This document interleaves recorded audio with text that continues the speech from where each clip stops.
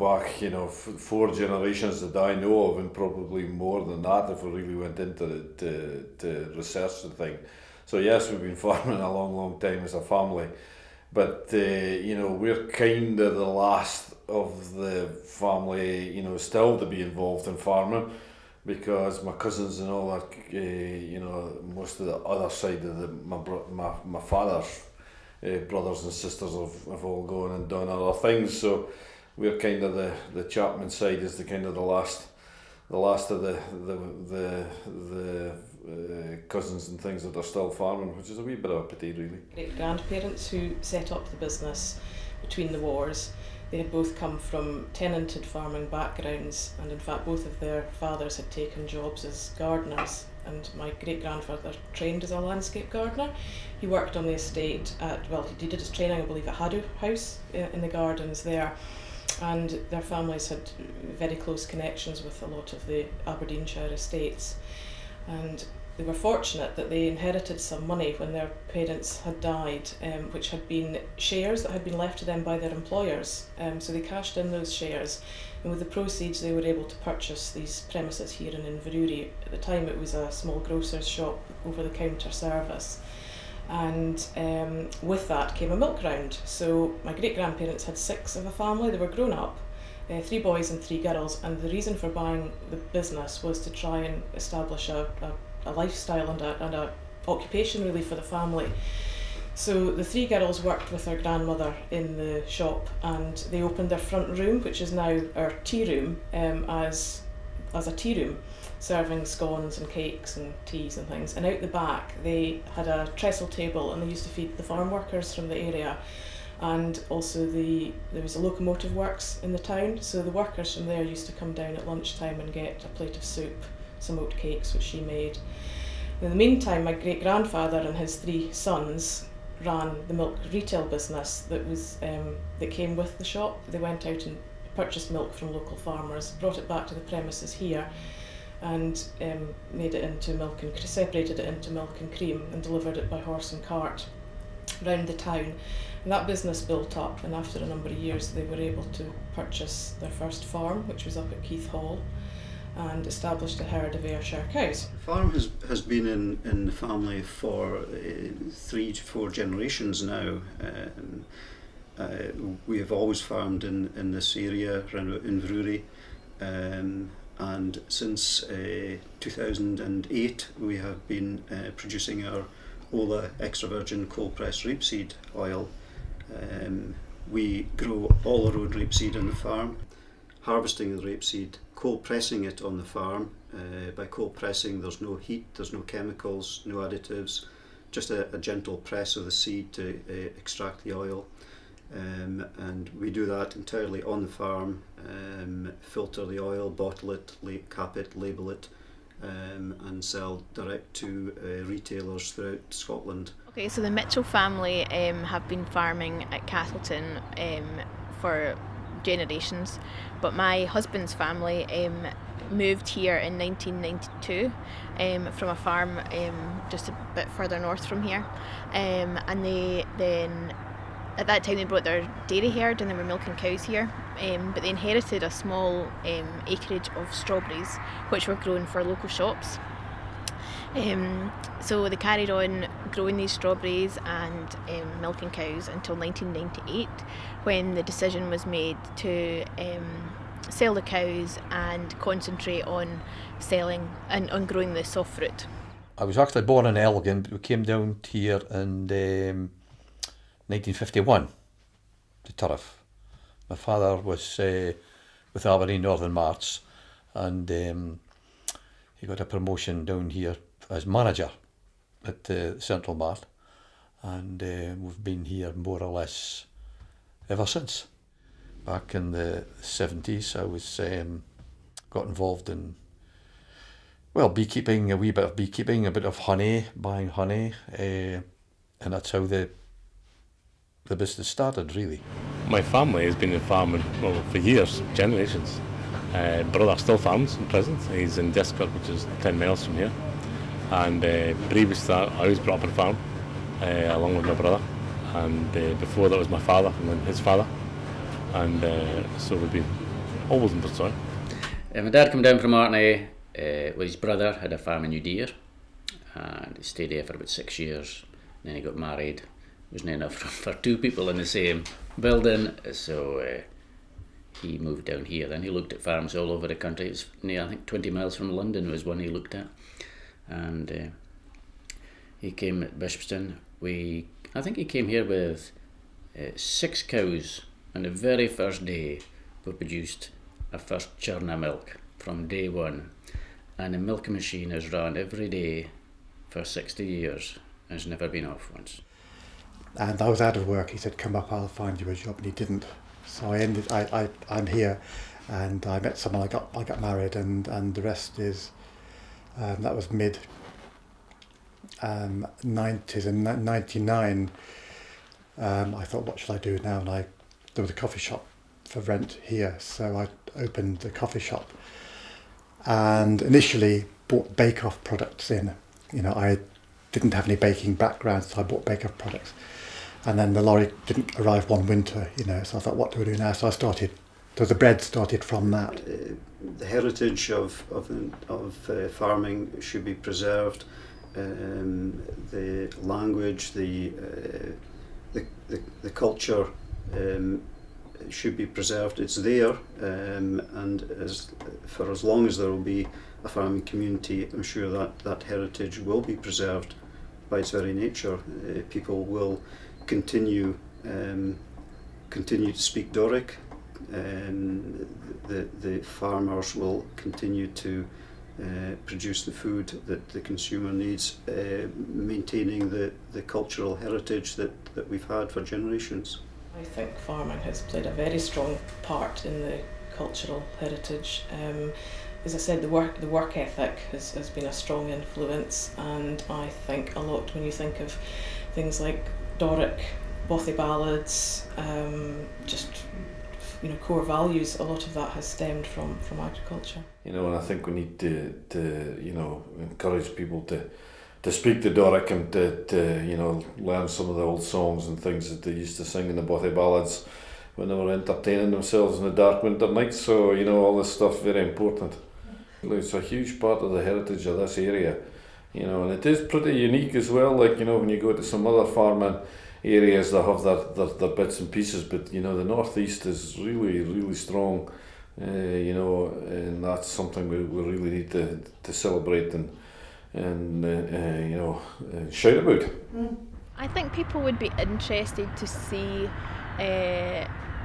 machinery and see how it's developed, from an old plough to what you can buy nowadays. I think photos are important to show farming life. People in this area are very helpful and friendly, and they do cooperate well with one another. And that could well be from the farming background, because you're in a rural area and farmers tend to know one another very well. And if you imagine a rural community, especially going back a number of years ago, they wouldn't have travelled far. So they all knew everybody in their immediate locality, and they all helped one another. And that carries on now, because farms are bigger, fewer people on them, and especially your one-man band often need a hand from somebody along the road, and so they're more willing to help one another. And I think that probably does. It's something that other people can learn from, I think. That you can be rivals, but you can still help one another immediately. And I think that's not too bad, I think. But as I said, a lot of the customers live in the old days, aren't they? They're old people. It's getting the next generation, that'll be your task. That's where farming museums and keeping the culture and heritage alive has a big role to play in making people aware of the countryside around them and what the purpose of that is, and the purpose of the countryside is to produce food. I think the challenges are weather dependent. Farmers are always beholden to the weather. The weather in the northeast obviously is very unpredictable. It's never easy to get a dry harvest. So I think the the nature of farming will continue as it's always been, not exactly having a battle against the weather, but it's always crucial as to how successful or otherwise the farming enterprise can be. Climate is one thing, but I know that this winter and last winter in particular were incredibly wet. So whether that has a bearing on which way the farmers go, whether it's possibly too wet to keep livestock. I know several farmers who have had to send their cattle off the farm and sheep as well to somewhere slightly lower down, slightly drier, and then bring them back as as things have dried out. So, Well, I think farming. I think there's a lot of pressure on farming. Farming's got to produce food. They're I think they attack from all sides. Really, they're attacked from environmentalists. Yeah, to some extent, they've got to produce food. They've got to try and I suppose, blend up their business with the community and different. Because things have always, they're always changing. Folk have different ideas about how the countryside's run. I think the challenges will continue. Farming will still have to compete with higher paid industries. Farming has kept up to date, and I think probably can do better at keeping up to date with new technologies and new methods of farming. And I think that's something we'll maybe see happening more in Aberdeenshire over time. And I think the successes of the beef production and cereal production and so on will continue and probably improve because the climate's suited to that. We've always had a bit of a problem, maybe keeping and retaining staff has always been an issue, but the oil industry obviously is going through a tougher time. I mean, a lot of people went to the oil industry that, would have been tremendous asset to the farming industry as well. If the oil industry hadn't been there, I'm sure a lot of them would have stayed in farming and would have contributed a huge amount to farming. So, lost a lot of good people to that kind of thing, and, but no, there's lots of positives, I think, as well, so, the weather is always a challenge in this part of the world, but we can't do anything with the weather, so. Well, I wouldn't like to speak for farming in general, but for ourselves, it's to carry on using innovative techniques for growing high quality fruit that the consumers want, that the supermarkets are looking for. I think as costs go up, particularly labour costs go up because our business is highly labour intensive, so we've got to look for innovative ways to be able to produce a high quality crop that yields well. I think the future is farmers need to produce what the market requires, produce what the customers are looking for, and also produce something that adds value to the farmers' efforts and enterprises. The traditional route into farming is through the family farm. There is indeed still opportunities for people who have no connection with farming to enter the industry. So it's high quality people who are trained and who are motivated and who want to think out of the box, new products. There's huge potential in food. Knowing what I know now, I would encourage her to do something. I know it can be. I know it's tough. and it's hard, but I just think it's a very worthwhile thing to do. I think it's showing now to be more important. So I think that's a good thing, because that makes young people think, oh, there's an industry I maybe want to be in. It looks cutting edge and it looks exciting to be in, and hopefully this will draw quality people into the industry, because that's what it needs. It needs, if it's some old industry and it's going nowhere, nobody's want to go into that. It's just.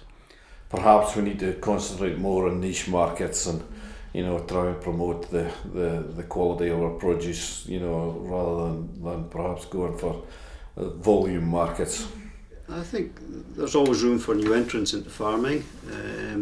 Each generation has got their own ideas and new novel ideas, and I think that will continue. I think that past generations, as new entrants have come into farming with the increase in mechanisation, each generation has adopted and adapted to the needs of what they're trying to achieve. There has been a tradition in farming of passing on, looking after the land and farms and passing them on to the next generation. And because we have a strong connection with agriculture in our family background, I think I probably still carry that with me and feel that although we're mostly retailing now, that we would want to leave a legacy for the next generation, also leave a legacy for the local community, because our business has played a large part in the local community. As I said earlier, we were the first supermarket in town. We provided a service, and I think that local towns still need independently run businesses that are committed to their local area, providing jobs and providing a service for that community. Oh, absolutely key to the whole thing, because you look out the window here, and I mean that is a totally manufactured landscape. If you just let that go wild again, it's just a mess. So we've got to maintain the countryside. We've got to keep the hedges clipped and the grass cut and all that kind of stuff. So farmers are absolutely key to all that. There's no question about that. And we want to live in a nice looking environment, trees and things. The landscape is shaped by the people that's been it in the past, so you can't say just leave it to grow to wild itself. It has to be, I suppose, manicured, to that extent. But a lot of farmers are going more into conservation. I think a lot of the public are 2 steps behind us, really. There's more tree planting, more buffer strips being put in, more things being done for conservation now than it's ever been. I came from a generation that was just production orientated, but my sons are a different animal. They are more conservation than they've ever been. Yeah, I would say I suppose we've went forward too far and now we're coming back a bit, I think. I don't think we do anything different from a lot of other farmers. We've planted a lot of trees, we've created ponds, we've planted hedges, we do beetle banks, we'll leave areas fallow, we do all that kind of stuff, We use a lot less chemicals than we used to do, all that kind of stuff. So, I think we're doing our bit, and I personally don't want to see a sterile countryside. I love wildlife, and it's great to see the birds and the beasts and it's tremendous how it's changed, even in my life. That You can imagine what it'd be like if there wasn't farms looking after the hedges and the fields and everything that goes with it. Well, like everything, there's a cost to everything, so maintenance of the countryside comes at a price. Yet farmers play a vital role in meeting that cost. By being custodians of the land that they farm, they're motivated to farm it profitably, which then allows them to improve, maintain and conserve the countryside that gives them the living. I think that the main satisfaction comes from actually growing something, creating something, not exactly creating something from nothing, but creating something from the landscape that we have around us. It's obviously very, very seasonal, very cyclical, and the main satisfaction is that creating something that people want to buy from the admittedly sometimes quite hard landscape that we have here. Well, I love what I do. The reality is that it is becoming increasingly difficult to earn a living in food production, and as tempting as the higher earning jobs are, we do strive to carry forward the legacy of our forebears. What makes me get up? Ice cream is an exciting product, and you can do so many things with it, and the brilliant thing about it is that people enjoy it. And that's the whole thing about it. If people enjoy the product you make, it's absolutely wonderful. And people give us suggestions, or staff give us suggestions, and we try it. It doesn't always work, but we'll try something new occasionally. And but it's a wonderful product. I love it. In a good day, the sun's shining, if you're ploughing, the seagulls behind you, it's a great. You don't need a radio then. It's just there's the type of things. Taking the cows in at 6 a.m, the sun. It's in the middle of July or June, sun in your back in a t-shirt, 6 a.m, quietness, We were brought up with living on a farm. Our parents' friends were mostly all living on farms. When we got older, we went to the Young Farmers Club, went to college, an agricultural college. That's where I met my husband. Our friends nowadays, still a lot of them farm. Yeah, there's definitely a very good social side to the industry. But there's a lot of good things. Just now we do all these farmers markets, and you get a great feedback from those, and folk come up and say, "I had this; it was really good." It's just a little thing, but it's the little things that makes the difference. It makes you want to, I'll carry on. I'll do something, a different recipe, and do something else.